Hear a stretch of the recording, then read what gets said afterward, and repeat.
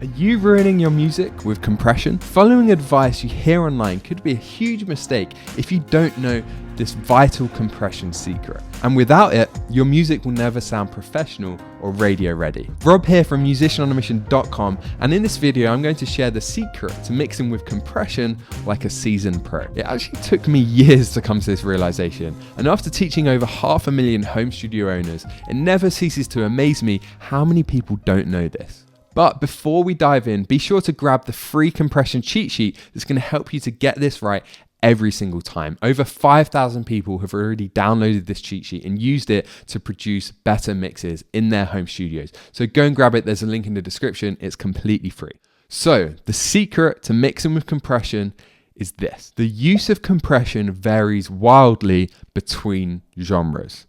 I'm going to say that again. The use of compression varies wildly between genres.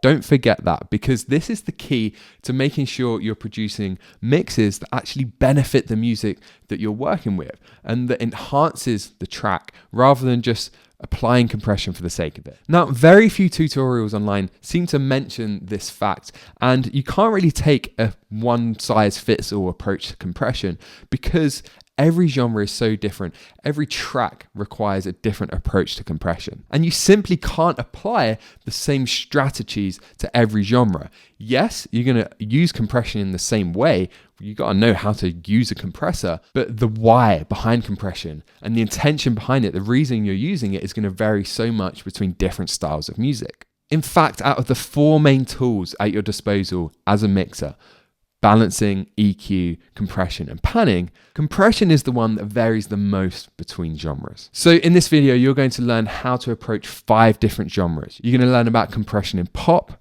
rock, hip hop, electronic, and then acoustic genres like jazz, folk, and classical. So let's start with pop. There are 2 ways to think about compression, or 2 reasons we use compression: to control dynamics and to shape tone. And you can't really do one without the other. If you load up a compressor to control dynamics, you're going to inadvertently also shape the tone and vice versa. But you can still have a focus or primary concern when you load up a compressor, because you should have an intention. And depending on what you're trying to achieve, whether it's to make a vocal sit better in the mix or whether it's to make a kick drum sound punchier, you need to have that intention first, and that's going to dictate whether you're trying to shape tone or control dynamics. Now in pop, you're going to generally be more concerned with controlling dynamics than shaping tone. And that's going to be the main focus when you pull up a compressor. It's going to be to make the vocal more consistent so you can hear every single word. It'll be because you want the bass to sit perfectly in the mix and provide a solid foundation. It'll be because you want the snare to be hitting at exactly the same volume every single time. And with pop, we expect this crazy level of consistency where everything just sounds perfect and polished. So that's going to be the main motivation behind compression for pop music. Now, of course, you're going to end up shaping the tone too. If you apply loads of compression to a snare, it's going to shape the tone. But this is where serial compression comes in, especially on vocals, because you can use several compressors in a row to achieve dynamic control and really rein in the peaks without shaping the tone too much by using 2 or 3 compressors on the same channel. And then we have rock music, which is all about tone. So again, we're going to be using a lot of compression in pop. You're probably going to end up using quite a lot to get that level of consistency you need. But this time in rock, it's going to get you that consistency, but your main concern is to shape the tone, because rock music is synonymous with compression. And if you listen to mixes like Chris Lord Alge or older Green Day records, that kind of stuff, you can really hear how much compression is going on. Everything's been slammed. And that's how you get this stereotypical aggression and attack and excitement that you expect from rock music. So to achieve that, you're going to want to use slow attack times, because you can't get that aggression with fast attack times. Using a fast attack time on a compressor is going to make it sound thick and heavy, whereas using a slow attack time is going to make it sound punchy and aggressive. So moving on now to hip hop. And with this, it's kind of like a halfway point, and lots of different hip hop tracks fall into different camps. And that's kind of the easiest way to think about this. If you want to make an older sounding hip hop record that sounds a bit more traditional, a bit more gritty, a bit more lo-fi, then you're going to want to take a more rock approach. You're going to use quite a lot of compression to shape the tone. Whereas if you listen to modern hip hop that you would hear on the radio, like Kanye or Drake or something like that, even Kendrick Lamar and these lesser known hip hop acts, it sounds very clean and professional, and it's got a sheen to it that's reminiscent of pop and mainstream music. So then you're approaching compression more in a way of controlling dynamics. So it kind of falls into both camps. Now, moving on to electronic music, we have an interesting use of compression here because a lot of electronic music is based around samples or synthesizers and sound design. And an inherent part of that process is making sure things are the same in volume every time. So a snare sample in an electronic music track and any form of electronic dance music or EDM or house or anything, it's just going to be the same snare over and over again, pretty much.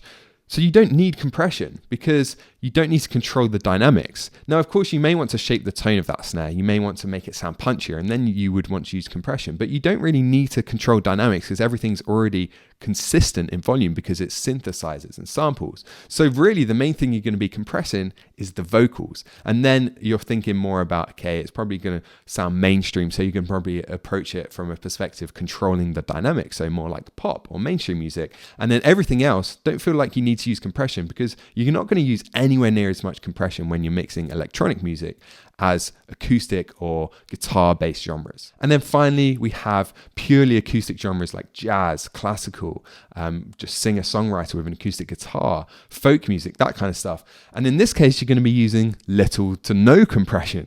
So this is where this mistake comes in, that if you approach a jazz track in the same way as a pop track, and there are actually exceptions to this rule because there is some modern jazz music that's mixed like pop music. But if you want it to sound traditional, then you're going to be doing very, very little processing. If you think about old Miles Davis and Coltrane records, there's pretty much no EQ or compression. And you want to approach it in a way that's very subtle. If you are going to use a tiny bit of compression, you want to make sure it's not very noticeable.